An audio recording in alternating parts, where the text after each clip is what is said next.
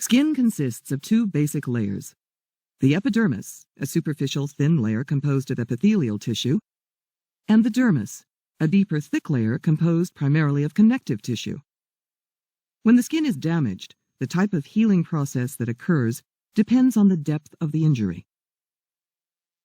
An epidermal wound, such as a minor abrasion or minor burn, does not penetrate the dermis. Here, healing is a simple process in which surrounding basal epidermal cells multiply and migrate across the wound until it is covered. A dermal wound, however, penetrates the dermis and involves multiple tissue layers. The healing process is different and more complex than epidermal healing and occurs in 3 phases. The first phase involves hemostasis and inflammation. Here, fibrin and blood platelets form a loose blood clot to prevent further blood loss. The damaged tissue causes release of histamine, which triggers vasodilation and increases the permeability of the blood vessels.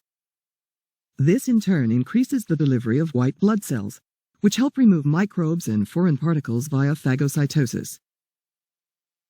2 or 3 days later, the proliferation and migratory phase begins. In the initial portion of this phase, the clot exterior dries, forming a scab. Fibroblasts infiltrate the wound and secrete collagen to strengthen the clot.